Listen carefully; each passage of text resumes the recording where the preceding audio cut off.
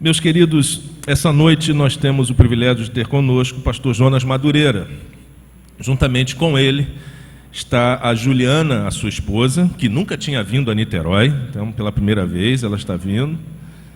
E juntamente com eles dois está o Henrique, que é irmão da Heloísa. Pelo que eu entendi, a Heloísa ficou lá em São Paulo, não veio, mas o Henrique está aqui com eles. Nós ainda não podemos ver o Henrique plenamente, mas um dia, talvez, quem sabe, nós vamos poder vê-lo de forma plena, mas por enquanto nós podemos vê-lo apenas por um espelho.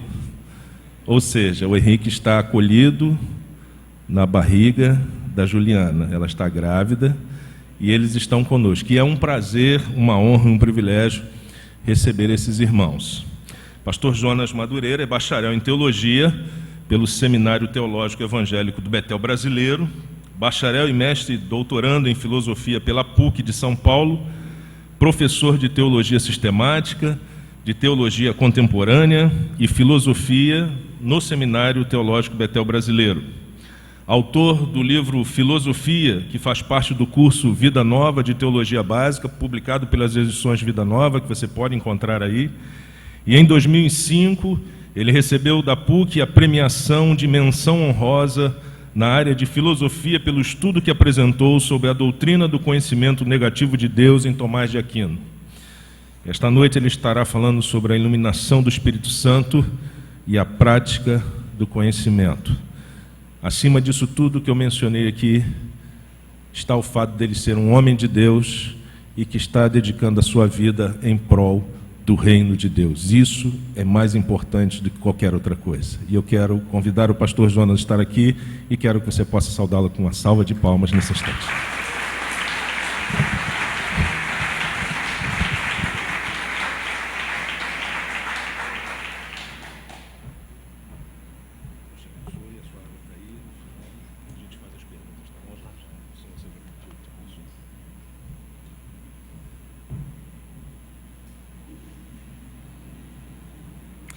Bom, boa noite a todos.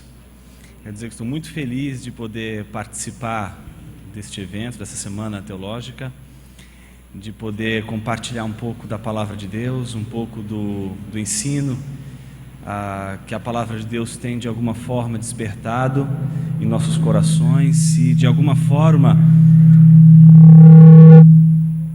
educado a nossa mente para que a gente possa compreender as verdades do reino de Deus, as verdades reveladas, a palavra de Deus. Pois bem, meus irmãos, hoje nós vamos falar sobre a iluminação do Espírito Santo e a prática, tá ótimo, e a prática do pensamento. Eu queria, antes de a gente fazer uma leitura de um texto bíblico e propriamente explicitar qual será o objetivo de nossa reflexão hoje, eu gostaria de começar com um poema, um trecho de um poema de Álvaro de Campos. O título do poema se chama Tabacaria. É um poema extremamente interessante. E eu gostaria de fazer uma leitura desse poema à guisa apenas de introdução, de problematização, para que a gente possa entender o viés que a gente vai tomar para fazer a nossa reflexão de hoje. O poema corre mais ou menos assim, olha, pelo menos os trechos, né? Vivi, estudei, amei e até criei. E hoje não há mendigo que eu não inveje, só por não ser eu. Fiz de mim o que não soube, e o que podia fazer de mim, não o fiz. O dominó que vesti era errado, conheceram-me logo por quem não era, e não desmenti, e perdi-me. Quando quis tirar a máscara, estava pegada a cara. Quando a tirei e me vi ao espelho, já tinha envelhecido, estava bêbado, já não sabia vestir o dominó que não tinha tirado.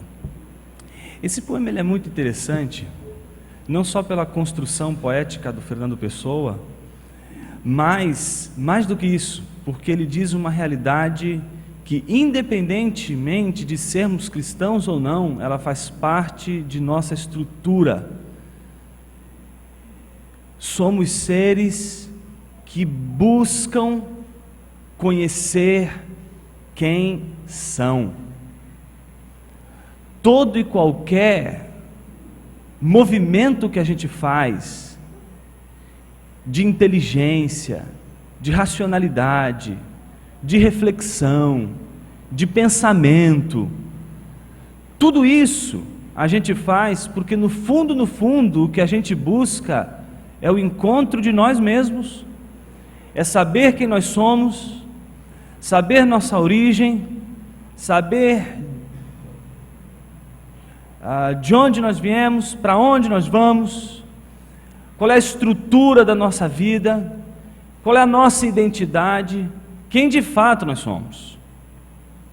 Não há como ler, por exemplo, esses versos de Álvares de Campos e não lembrar do Éden, não lembrar da angústia que provocou o pecado de Adão, que começa com uma negação de si mesmo, com uma não aceitação de si mesmo, com uma rejeição de si mesmo. Todas as vezes que a gente começa a pensar sobre o pecado adâmico, o pecado no Éden, às vezes a gente não para dar a importância devida àquilo que de fato fez com que o pecado entrasse no mundo. E a despeito de qualquer ideia que a gente possa fazer, elaborar sobre a questão, algo que a gente não pode deixar de lado e não levar em consideração é o fato de que o que moveu Adão à queda foi uma rejeição, ainda que silenciosa, de quem ele de fato é. Só se deseja ser Deus quando já não se aceita mais ser homem, quando já não se aceita mais ser o que é, quando já não se submete mais ao desígnio da vontade divina, quando já não se aceita mais ser o que Deus quer que seja. E aí vivemos o grande impasse de nossa existência, porque não parece ser outra senão a luta de cumprir aquilo que queremos ser ou aquilo que Deus quer que a gente seja. E parece que todas as vezes que a gente quer realizar, não aquilo que Deus quer que a gente seja, mas aquilo que a gente quer ser, a gente parece que toma o caminho de uma pretensa autonomia, de um pretenso domínio do estado de nossa natureza, de nossa vida, de nosso ser, de nossa identidade, como se tivéssemos em nossas mãos o poder de fazer quem nós somos, de construir nossa identidade, de dar as cartas no que diz respeito a quem nós somos, enfim, de construir nossa identidade, de construir o nosso ser, de construir nossa história, de construir nossa existência, de construir nosso caminho, de construir nosso destino, de dar razão e rumos para a nossa vida, de fazer escolhas que sejam de fato escolhas nossas, que sejam de fato escolhas que a gente toma, que de fato sejam resultado de nosso pensamento, de nossa reflexão. E às vezes a gente se encontra diante de grandes demandas em nossa caminhada na vida. As demandas que dizem respeito ao que as pessoas querem que a gente seja. E não somente as demandas daqueles que querem que a gente seja aquilo que muitas vezes a gente não quer ser. Mas mais do que isso, talvez a maior de todas as demandas, a nossa demanda.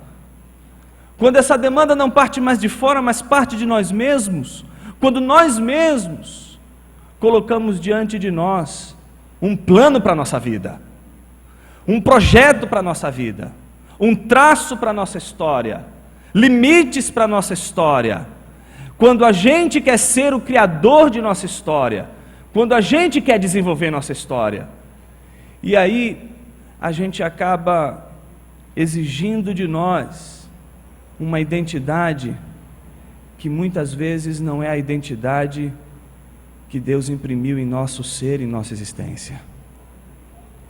Essa identidade que corresponde com a vontade de Deus, que corresponde com o querer de Deus, que corresponde com o que Deus quer que sejamos, ela de fato diz respeito a uma atitude que muitos de nós devemos tomar em nossa vida e nossa caminhada no encontro com a fé cristã. E que eu gosto de entender como uma capacidade sobrenatural, porque vem da graça divina, de nos fazer submissos ao senhorio de Deus, no que diz respeito não somente aos eventos de nossa vida, mas no que diz respeito à nossa identidade, a quem nós somos. É sobre isso que a gente vai pensar hoje. A gente vai pensar a iluminação de Deus, a iluminação divina, junto também com a nossa capacidade de refletir nossa identidade, refletir nossos caminhos, refletir nossa existência, mas à luz desse contexto que alimenta a nossa busca por compreensão, que é a nossa identidade, a busca por quem nós somos, a busca pela nossa própria história. E a gente vai fazer um caminho interessante. A gente vai ler um texto bíblico e a gente vai ler também uma interpretação que considero eu, um dos teólogos mais importantes que a igreja antiga construiu e elaborou, que se chama Agostinho, pôde nos presentear e pôde, de alguma forma ou não, nos entregar textos que até hoje falam e que até hoje podem ser relevantes para a nossa história, para o nosso mundo e para a nossa caminhada. Qual é o objetivo então de hoje? Nosso objetivo é explicitar um conceito que eu vou chamar aqui de inteligência humilhada. Para a gente entender o que significa essa inteligência humilhada, nós vamos contar com uma interpretação que Agostinho fez de 1 Coríntios capítulo 13, versículo 12, que está registrada no livro 10 das Confissões. Antes da gente ler essa passagem, deixa eu dar uma palavrinha sobre essa obra de Agostinho.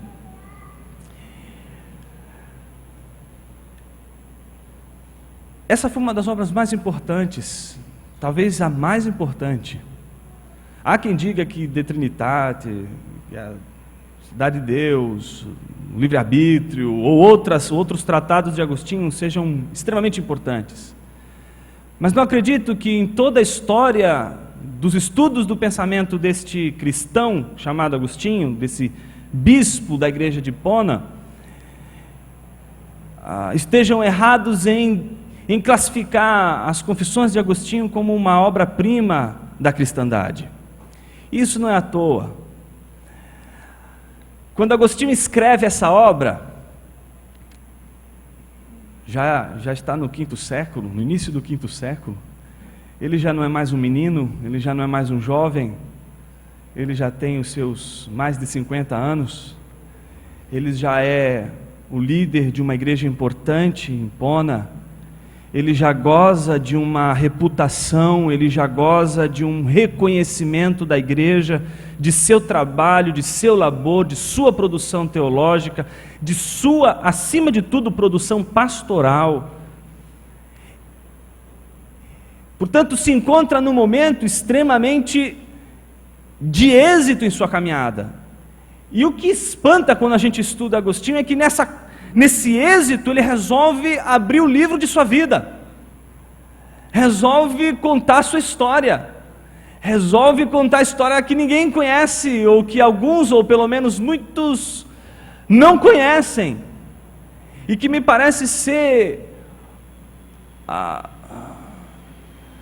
bastante difícil de ser admitida nos dias de hoje. Imagine só se os nossos grandes pastores, se os nossos grandes nomes abrissem um livro de suas vidas, num ponto mais essencial, mais fundamental de seus ministérios, para escancarar diante de todo mundo a sua humanidade, para escancarar diante de todos que Ele não é um Deus, que Ele não é um semideus, que Ele não está aqui nesse mundo como um santo, que Ele nunca foi um santo, que Ele tem pensamentos impuros, que Ele é um homem impuro, que Ele sente no seu corpo, na sua alma, uma maldade que Ele não consegue explicar, mas que domina os seus apetites, que domina as suas decisões, que domina as suas escolhas. Enfim, Ele talvez seria o ícone de uma nova geração de pastores que quiçá um dia surge em nosso meio.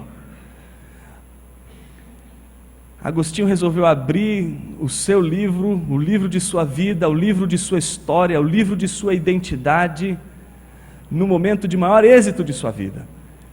E isso está expresso nesse livro, que se chama Confissões, que ele não escreveu nem para mim, e entre aspas, nem para você e nem para ninguém.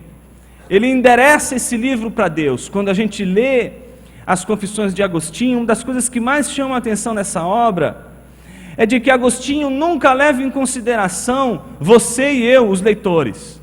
Ele está falando, direcionando todo o seu discurso para Deus. Tudo o que ele diz, tudo o que ele fala, todo o pensamento, toda a reflexão, toda a sua racionalidade, todo o seu entendimento, tudo é direcionado para Deus num ambiente de oração, num ambiente de confissão, num ambiente litúrgico, não é num ambiente acadêmico, numa torre de marfim, falando no impessoal, dirigindo conceitos abstratos, dirigindo ideias abstratas, considerando temas da ordem mais supralunar. Não.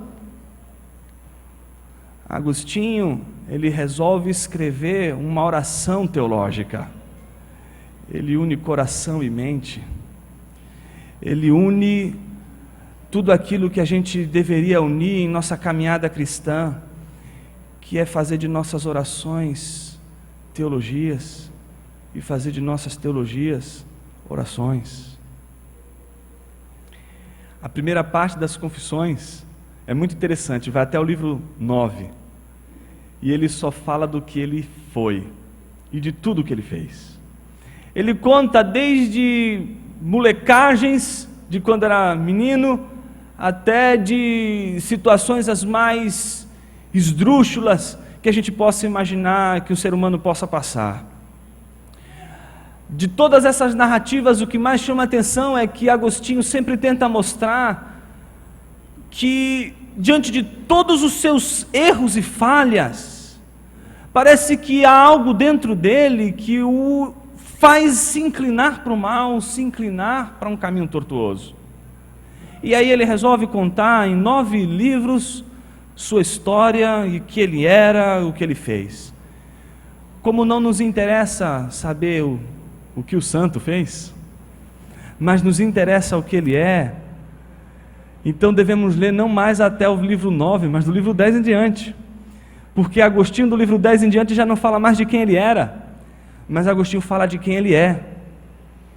E ele fala de quem ele é não mais como alguém que era distante da graça divina, distante do caminho de Cristo, distante do caminho da palavra, do verbo divino, diante do mestre interior que era Cristo, mas agora sim, seguindo o caminho desse mestre interior que é Cristo, seguindo o caminho da palavra de Deus, seguindo o caminho da fé cristã, é agora. Depois de vivenciar a conversão, depois de vivenciar o encontro com a palavra restauradora, depois de encontrar e de ter um encontro com o Espírito regenerador, é depois desse encontro que Agostinho resolve escrever quem ele é. A maioria de nossos testemunhos de conversão são interessantes porque eles sempre contam o que a gente foi. Talvez Agostinho hoje possa nos ensinar a contar não os testemunhos que dizem respeito a quem nós éramos ou o que nós fizemos no passado, mas a dar testemunhos que dizem respeito à nossa identidade hoje, quem nós somos hoje, o que aconteceu com nossa existência, o que aconteceu conosco quando encontramos Cristo, quando encontramos Deus, quando tivemos no nosso caminho um encontro com a palavra.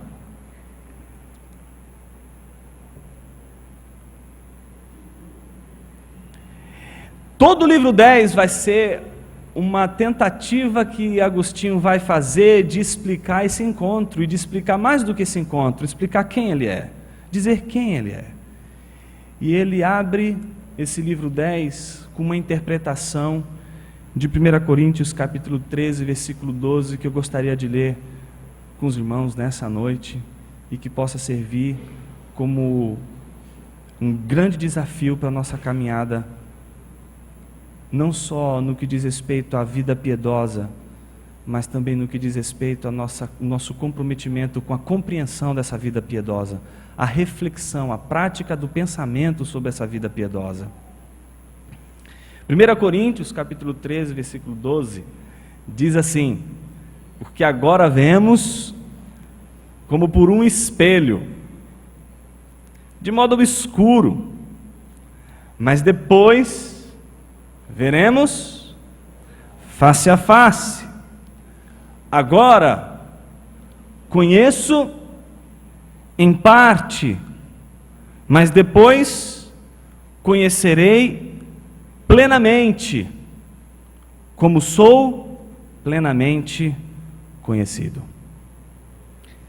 A frase mais importante da interpretação que Agostinho faz dessa passagem é justamente a última frase.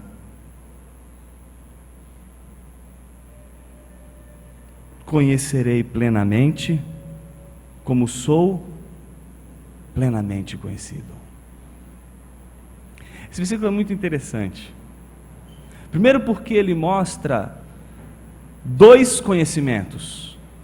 Um conhecimento que é em parte, um conhecimento que é como por espelho,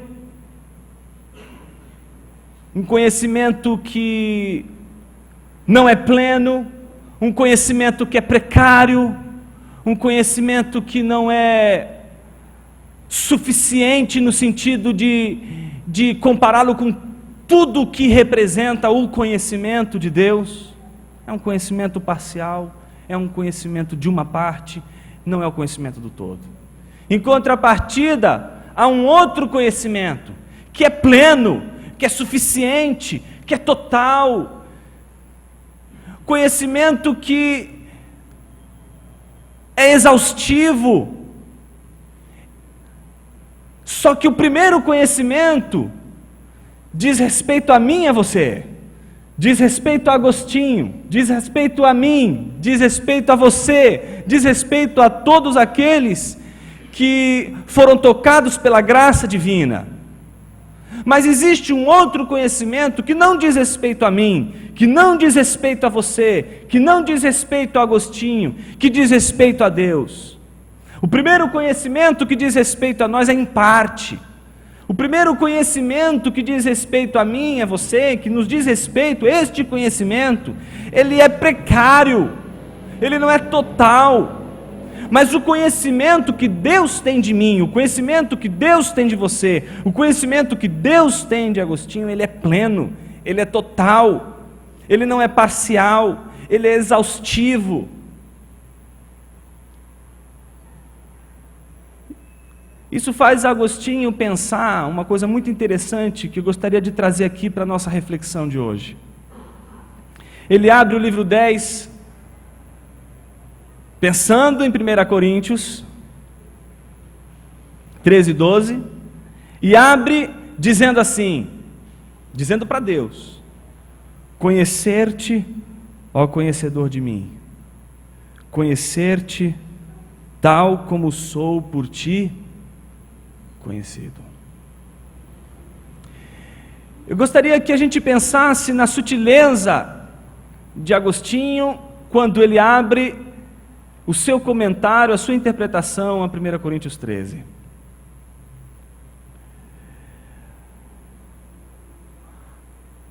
A sua oração é um desejo,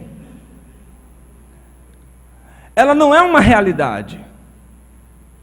Agostinho não está dizendo em nenhum momento que ele conhece Deus como Deus o conhece. Ele simplesmente está dizendo, ventilando uma possibilidade: conhecer-te, ó conhecedor de mim, aquele que sabe quem eu sou, aquele que conhece tudo que sou, aquele que sabe minha estrutura, aquele que sabe quem eu sou, aquele que sabe que vivo vestindo máscaras, que vivo vestindo vestes que não são minhas, vestes que eu ponho, máscaras que eu ponho, máscaras que outros me põem, personalidades que não são minhas. Esse conhecedor de mim, é como ele que eu gostaria de conhecê-lo, como ele me conhece. O desejo de Agostinho, preste atenção, não é saber quem Agostinho é.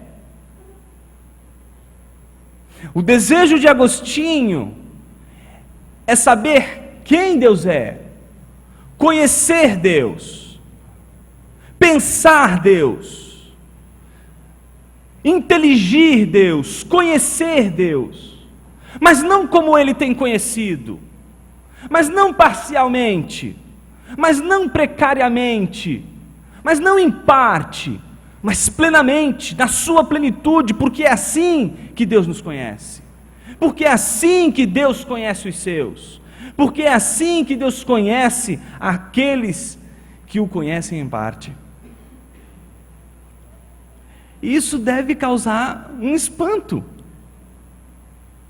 porque a oração de Agostinho poderia ser justamente o oposto, dizer simplesmente: ah, como eu queria me conhecer como o Senhor me conhece, como eu queria resolver esse problema que é a minha identidade, como eu queria resolver esse problema que sou eu, e ponto, sou eu o problema de tudo, como eu queria me conhecer como o Senhor me conhece.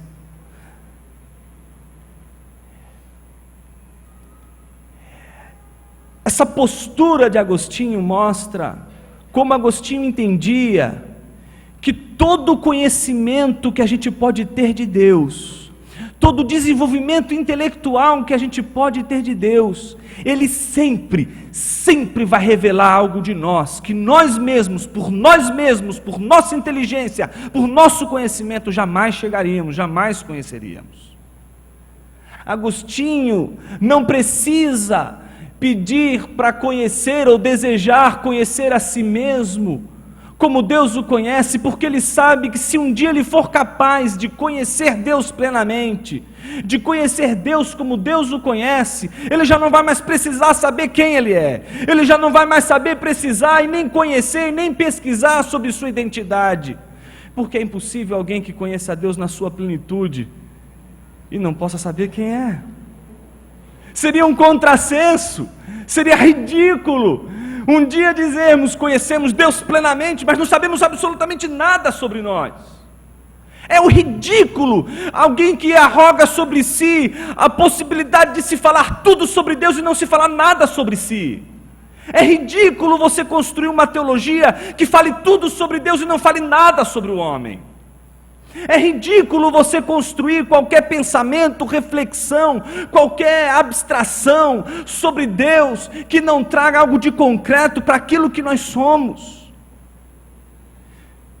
É simplesmente um contrassenso a gente pensar conhecer Deus ou desejar conhecer Deus plenamente e com isso também não desejar conhecer quem nós somos e saber quem nós somos. O desafio está dado, o desafio foi colocado, e Agostinho reconhece que esse desafio não foi colocado pela sua inteligência. Agostinho reconhece que esse desafio não foi colocado pela sua capacidade intelectual, porque ele era brilhante na sua racionalidade, não. Ele reconhece que ele só pôde chegar a esse tipo de conclusão, porque ele um dia abriu as Sagradas Escrituras, e leu em 1 Coríntios 13, versículo 12, que tudo aquilo que a gente conhece agora é por espelho. Então, assim como nossas teologias, nossas leituras de Deus são parciais, as nossas leituras sobre nós mesmos também são parciais. E isso gera implicações. Isso gera implicações para a nossa vida. Quais são essas implicações? Antes de vê-las, veja o que Agostinho diz logo em seguida, ainda dizendo isso para Deus: Senhor, mesmo que eu não quisesse me confessar a ti, que haveria em mim que seria oculto para ti, cujos olhos contemplam todo o abismo da consciência humana? Senhor, mesmo que eu não quisesse me confessar a ti, o que haveria em mim que seria oculto de ti? Tendo em vista que os teus olhos contemplam todo o abismo da consciência humana.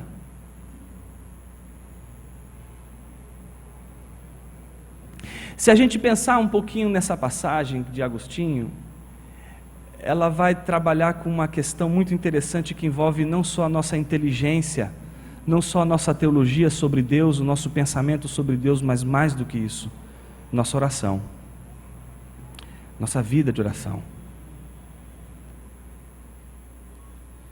Se a gente está diante de um Deus que não nos conhece parcialmente, mas que nos conhece plenamente, que sonda os abismos de nossa consciência, que não há nada oculto em nós, e mais, há coisas em nós que em nós não sabemos, mas que Ele sabe. Como não nos sentirmos ridículos orando? Como não nos sentimos de alguma forma envergonhados em orar, pretensamente dizendo: Senhor, Tu sabes que eu estou passando por X, Y, Z. Como não nos sentirmos de alguma forma constrangidos, quando diante dEle não estamos em nenhuma posição de informantes, onde não podemos de nenhuma forma chegar diante dEle com a pretensão de dizer: Senhor, eu quero lhe informar sobre minha vida, porque eu quero que o Senhor saiba o que está acontecendo comigo. Saber que Deus nos conhece plenamente, no mínimo deveria mudar nossas orações. Se não mudar nossas orações, deveriam pelo menos mudar o nosso constrangimento em fazê-las. Não deveria nos impedir de chegar diante de Deus e colocar diante de Deus os nossos pensamentos, de colocar diante de Deus o que nós estamos pensando, mesmo que Ele saiba o que nós estamos pensando.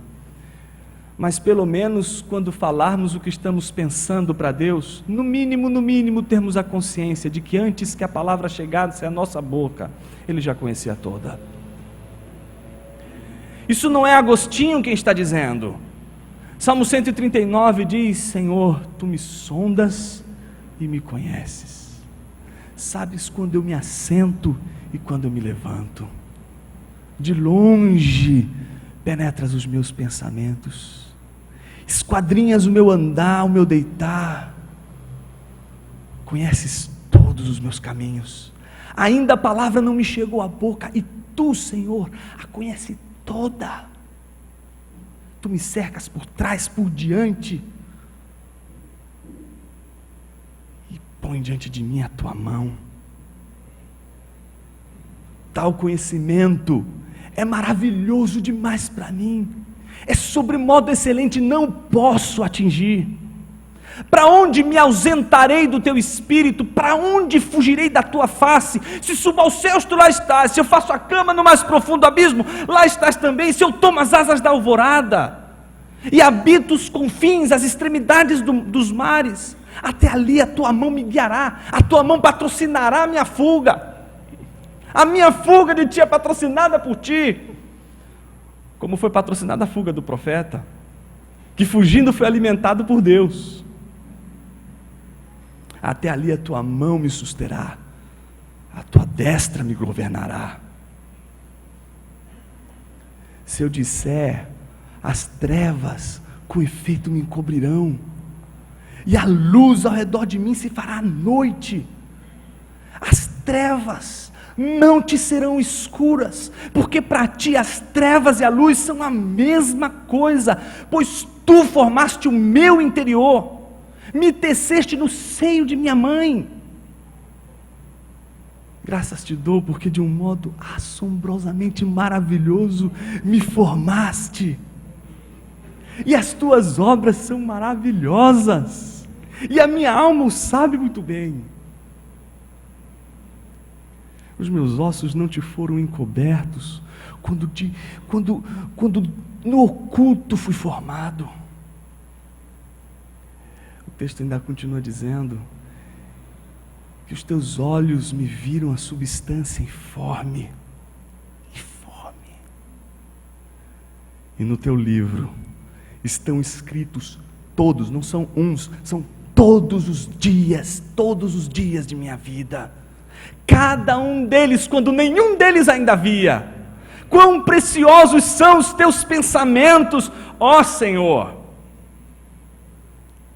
Eles são grandiosos, são numerosos, são tão grandiosos que se eu os contasse, excederia os grãos de areia, contaria sem jamais chegar ao fim. Senhor, sonda o meu coração, conhece o meu pensamento, prova o meu coração, vê se há em mim algum caminho mau e guia-me pelo caminho eterno. Isso não é Agostinho. Isso é pensamento que se faz em oração, isso é oração que se faz em pensamento, isso é teologia orante, isso é oração teologante. Isso é cruzamento de vida cristã, de piedade, de devoção, com pensamento, com reflexão, mas não é qualquer pensamento, não é qualquer reflexão, é inteligência humilhada. É inteligência humilhada porque se submete. É inteligência humilhada porque reconhece que não conhece o todo, porque só conhece parte, porque só vê por espelho, não vê pela frente, não vê diretamente, vê por intermédio, não vê face a face. É conhecimento parcial, não é conhecimento total, por isso não pode ter orgulho, por isso não pode ter vaidade, por isso não pode achar que é a melhor teologia, por isso não pode achar que é o melhor pensamento, que é a melhor ciência de Deus. Se faz teologia com submissão intelectual, mas humilhada, completamente humilhada na presença de Deus, porque é a mente, a nossa inteligência que reconhece a imensa capacidade intelectual que excede o nosso entendimento, que é a capacidade e a mente divina. Isso faz toda a diferença, isso faz diferença na minha vida, isso faz diferença na tua vida, isso faz diferença na vida de qualquer teólogo, que subir, ou que descer, ou que estudar, ou que não estudar, ou enfim, faz qualquer diferença na vida daquele que de fato entende, que não se faz teologia para ser expert em Deus. Quem abraça o conceito da inteligência humilhada, desiste, aborta a tentativa de ser um expert em Deus, porque sabe que não vai ser. E passa a ser simplesmente alguém que se submete, que se humilha e que diz: Senhor, o que tu tens a dizer sobre mim é mais importante do que aquilo que eu tenho para dizer sobre o Senhor. Então fala sobre mim. E a gente faz teologia, Deus falando conosco, através de sua palavra, através da experiência gloriosa de sua palavra, que nos ensina que este Deus grandioso, que este Deus maravilhoso, que este Deus que está além da nossa capacidade de pensar, imaginar, de definir, Ele também se tornou carne, se fez carne, se tornou Jesus. Jesus é o Logos de Deus. Quando diz lá, né, Narken hologos, kai hologos em prostoteon, kai hologos, diz lá, no princípio era o Logos estava com Deus, o Logos era Deus. Logos é razão, é entendimento, Logos é palavra, Logos é inteligência, Logos é difícil de entender porque é tudo isso. Mas uma das interpretações possíveis de Logos é pensamento. É como se João estivesse dizendo, abrindo o seu evangelho dizendo: quando Deus pensou sobre nós e quis comunicar os seus pensamentos sobre nós, Ele não nos deu um tratado de teologia, Ele nos deu Jesus. Jesus é o pensamento de Deus. Jesus é a inteligência divina. Jesus é o Verbo divino.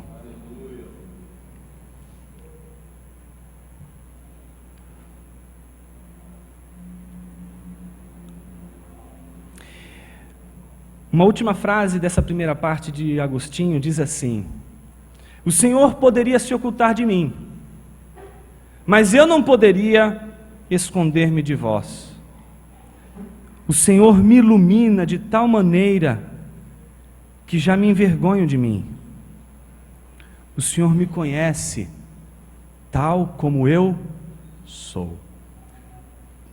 Quando a gente fala em iluminação divina, geralmente a gente vê numa perspectiva bastante positiva, como se fôssemos ganhar algo com isso, um entendimento, uma clareza sobre algo, e isso de fato acontece. Mas isso é algo que a gente só vai poder dar o valor devido se antes a gente entender que a iluminação não só coloca as coisas a nu, coloca a gente também. A iluminação divina não só traz entendimento sobre o mundo que está à nossa volta, as coisas que estão ao nosso redor. A luz também ilumina quem nós somos.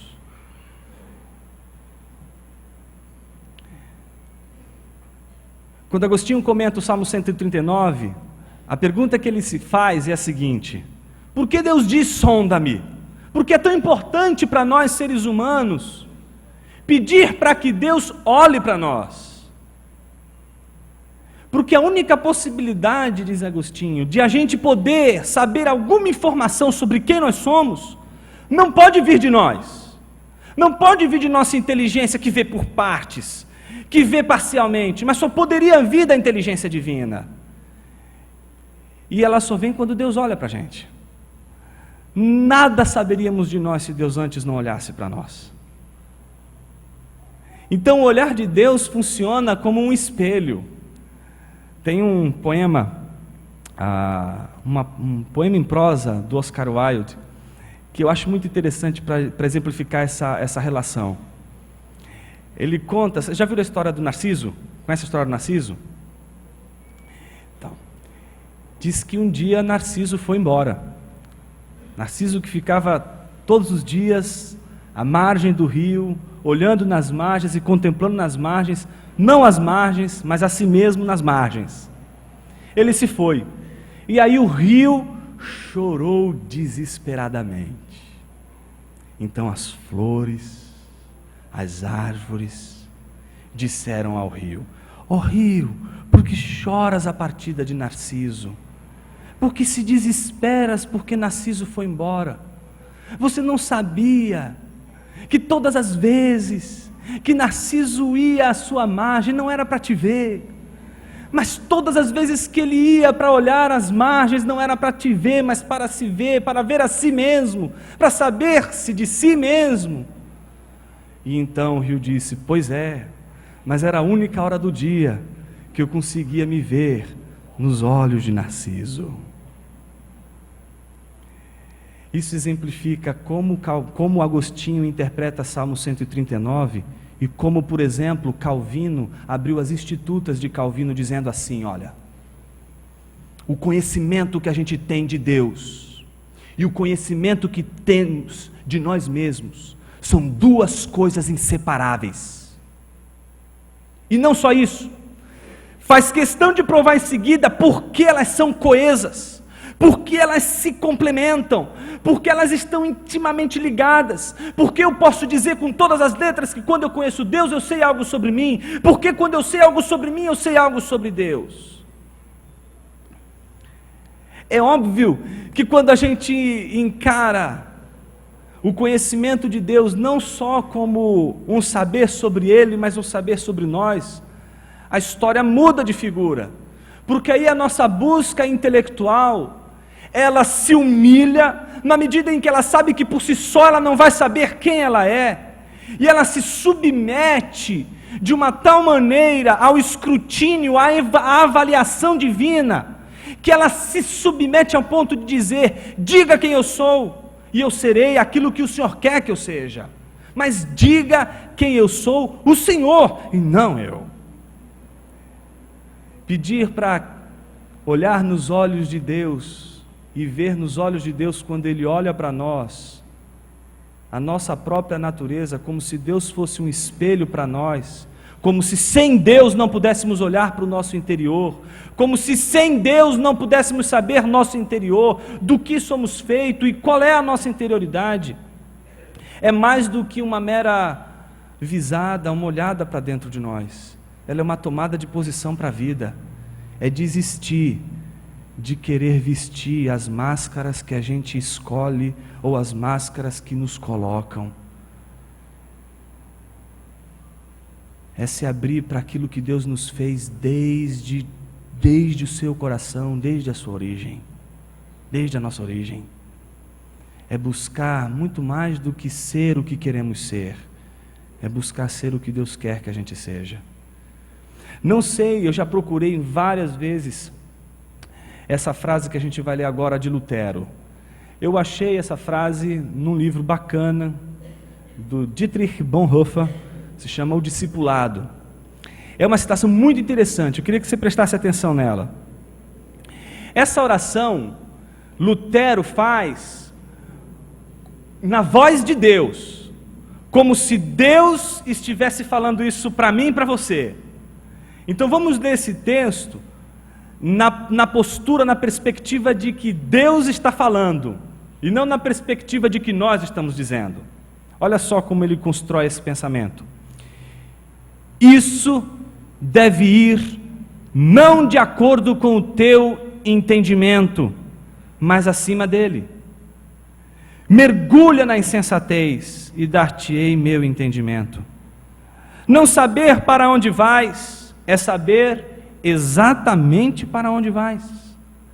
Meu entendimento torna-te insensato. Assim saiu Abraão de sua pátria, sem saber para onde ir. Confiou em minha sabedoria e desistiu de sua própria, e encontrou o caminho certo e o destino certo. Eis o caminho da cruz. Tu não o podes achar. Eu tenho que guiar-te como a um cego. Por isso nem tu, nem ser humano, nem criatura, mas eu em pessoa te ensinarei através do meu espírito e palavra o caminho que deves trilhar. Não a obra que tu escolhes, não o sofrimento que tu imaginas, mas sim o caminho que te é preparado contra a tua vontade, contra a tua escolha, contra o teu pensamento e desejo. A esse segue, a esse te chamo, nele ser discípulo, é tempo oportuno, teu mestre chegou.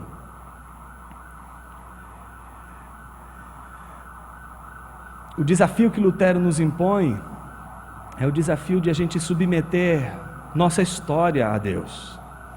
E isso não é fácil, principalmente no mundo que a gente vive, no mundo em que somos treinados a sermos autônomos, no mundo em que somos treinados a sermos responsáveis pelo nosso destino. Submeter o nosso pensamento, a nossa vida à palavra de Deus é o maior desafio quando a gente entra numa biblioteca de uma universidade pública, quando a gente começa a ler livros, quando a gente começa a estudar, quando a gente começa a descobrir que muitas coisas que a gente achava que era de um jeito, é de outra, e a gente acaba se frustrando, se decepcionando, entra em crise com determinados pensamentos, e entrando em crise com determinados pensamentos, se pergunta onde que a gente vai chegar, porque o que a gente quer é as coisas tudo muito absolutas, a gente quer tudo muito pleno, a gente quer tudo no total, a gente não quer caminhar na precariedade, a gente não quer aceitar a condição que Deus nos deu, que é a condição da precariedade. Deus nos trancou dentro de nós mesmos, e por isso a gente só pode fazer teologia a partir de nossas perspectivas, ainda que essas nossas perspectivas sejam inferiores à perspectiva soberana que é a das Escrituras, da Palavra de Deus.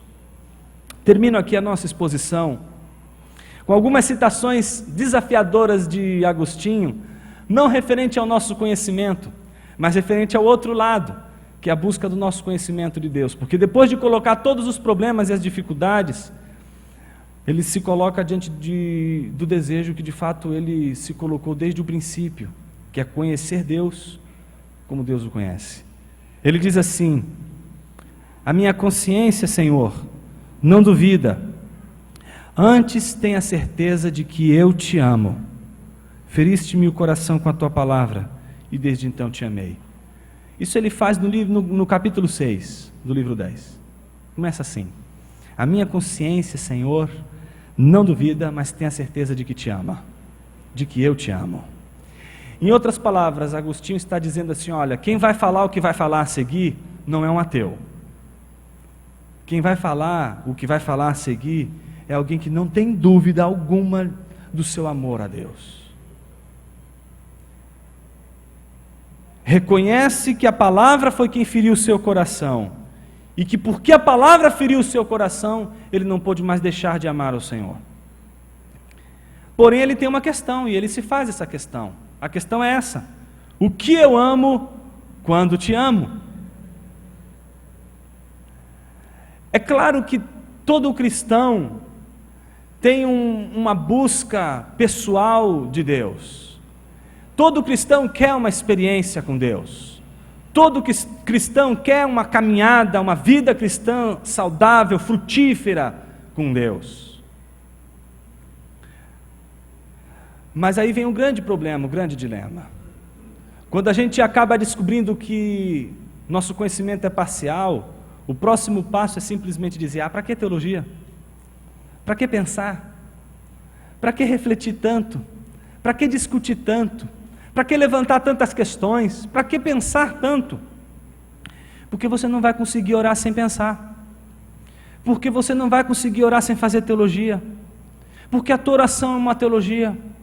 Porque a tua oração é uma perspectiva de Deus. É a tua perspectiva de Deus. É como você tem construído a tua perspectiva de Deus. Se ela é fiel à palavra de Deus ou não, isso é outros 500. Mas que ela é a tua perspectiva e que você tem essa perspectiva, isso é inegável. Eu tenho a minha perspectiva, você tem a sua perspectiva, e toda a nossa caminhada não é outra senão corrigir sempre nossa perspectiva com a palavra de Deus, olhar nossa perspectiva, ver quando as nossas perspectivas interpretam mal os atos de Deus. Mas a gente nunca pode negar as nossas perspectivas, porque ninguém conhece Deus diretamente, ninguém conhece Deus face a face. A gente só conhece a Deus por espelho. A gente só conhece a Deus por meio de nossas teologias, por meio de nossas reflexões e pensamentos sobre Deus. Veja, quando a gente estabelece coisas do tipo: olha, eu vou orar porque eu creio que se eu orar, Deus vai me abençoar. E se eu não orar e não jejuar, Deus não vai me abençoar. Porque a razão de Deus me abençoar é justamente eu orar e jejuar. Então eu tenho uma perspectiva, eu tenho um pensamento, e o meu Deus será visto, esse Deus que eu amo, e que é o Deus que todos nós amamos, será visto desta maneira, como um Deus que a hora que você estiver orando e estiver jejuando, Ele vai te abençoar, mas na hora que você esquecer de orar, a hora que você esquecer de jejuar, Ele não vai te abençoar. O problema, meus irmãos, não é isso, esse não é um problema. O problema é que um dia você vai orar, um dia você vai jejuar e nada vai acontecer. Esse é o problema. E a crise vem, não é porque você tem um problema teológico, não é porque os pastores não pensam direito, vem porque você tem uma perspectiva que não se coaduna com os atos, com os fatos, com a realidade de Deus, com a soberania, com a plenitude, com a grandeza de Deus. E aí fica difícil, porque a nossa vida fica justamente à mercê da correção o tempo todo, à mercê do ajuste o tempo todo, e a gente não quer isso. A gente quer a comodidade, a gente quer ter teologias que funcionam como máquinas, que funcionem, que sejam simplesmente como máquinas que produzem o resultado que a gente quer, mas acontece que muitas vezes os nossos pensamentos não correspondem, e geralmente isso gera crise. Mas preste atenção, isso acontece muito no gabinete pastoral. Por que Deus fez isso comigo? Foi Deus que fez isso? Ou foram as nossas expectativas construídas e colocadas sobre Deus? Eu lembro que quando eu me casei com a Ju, me disseram assim: Jonas, você pode esquecer tudo, mas nunca lua de mel. Porque isso elas não esquecem. Estou certo ou não? Ixi, acho que não. Tá certo. Então eu preparei a super lua de mel dentro das minhas condições. Falei assim, a gente vai para Porto de Galinhas. Eu planejei absolutamente tudo. Minha expectativa, o sol, tudo. Chegou lá, você lembra aquele mês que Pernambuco ficou debaixo d'água? Foi lá que a gente estava. As nossas perspectivas, elas não podem deixar de ser construídas, elas são construídas. O problema não é as nossas perspectivas, porque perspectiva a gente vai sempre fazer, a gente sempre vai ter. O problema é o que a gente vai fazer com ela, quando as coisas, a realidade, os fatos não correspondem a ela.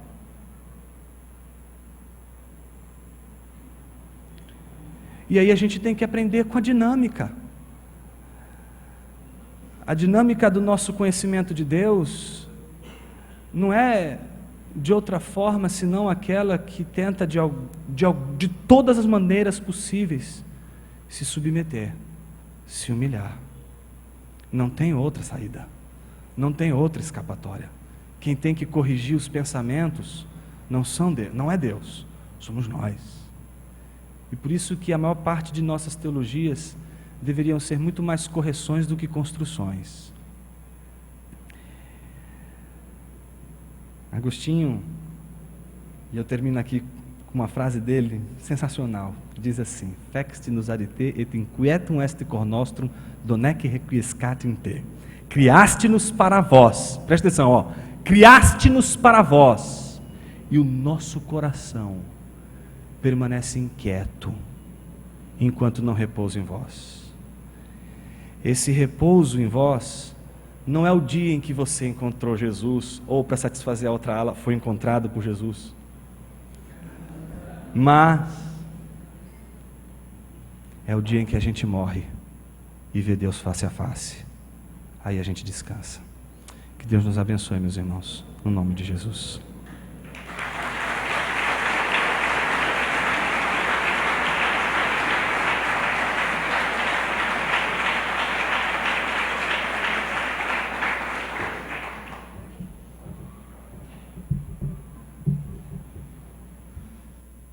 Enquanto o pastor Aramis se aproxima, e como sempre nós fazemos, você vai ter a oportunidade de elaborar algumas perguntas para que o nosso querido pastor Jonas possa te responder.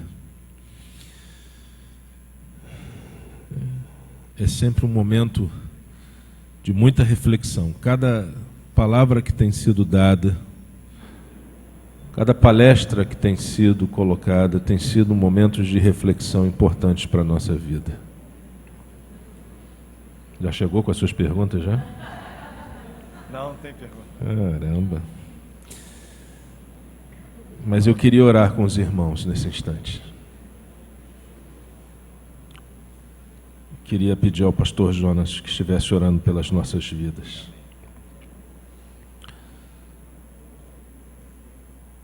Nós precisamos nos humilhar diante desse Deus grandioso e soberano, para podermos entender quem Ele é e então passar a entender quem nós somos. E eu queria que, diante desses desafios todos que estão sendo lançados diante de nós, desde segunda-feira, você pudesse colocar o seu coração diante de Deus.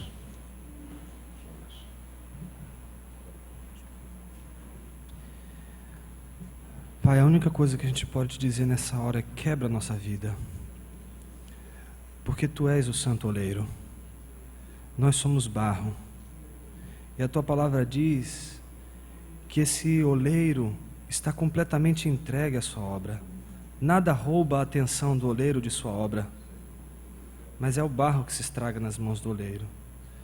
E nessa hora nos aproximamos de Ti, humildemente dizendo: obrigado porque o Senhor continua trabalhando. Obrigado porque diante de nossa arrogância, diante de nossa soberba, o Senhor não volta atrás, mas o Senhor insiste em tratar com o nosso caráter, insiste em tratar com nossa vida. Nos ajude, Senhor, a encontrar no caminho da humilhação o caminho da glorificação de Cristo, porque isso é a nossa missão, essa é a nossa missão, glorificar Cristo. Seguir o exemplo do Espírito, que veio não para falar de si mesmo, mas para falar das coisas de Cristo, para falar das coisas do Pai. Que o Senhor nos ajude, Senhor, a glorificar Jesus, com nossa teologia, com nossa racionalidade, com nossa filosofia, com nossa sociologia, com nossa psicologia, com tudo aquilo que a gente tem, com todo o nosso saber, com toda a nossa dedicação, com toda a nossa arte, com toda a nossa música, com tudo aquilo que, ó Deus, de fato nos faz seres inteligentes. Queremos, ó Deus, ofertar ao Senhor, porque é para o Senhor, ó Deus, que fazemos tudo aquilo que, ó Deus, de fato pertence a Ti. Ó Deus, que o Senhor nos ajude o caminho da glorificação de Cristo como o alvo principal de nossas vidas. Que o nosso alvo não seja outro, senão glorificar Jesus Cristo e ter prazer em Sua presença. Nos ajude, Senhor, o caminho da humilhação, a seguir o caminho de Cristo, que nos ensinou a humilhar para cumprir a vontade do Pai. Que a gente possa, Senhor, dizer: Pai, fala conosco o que o Senhor quer que a gente seja, e que a gente possa humildemente ser aquilo que o Senhor, desde o início, desejou que fôssemos. Cuida de nossa vida, Senhor. Cuida de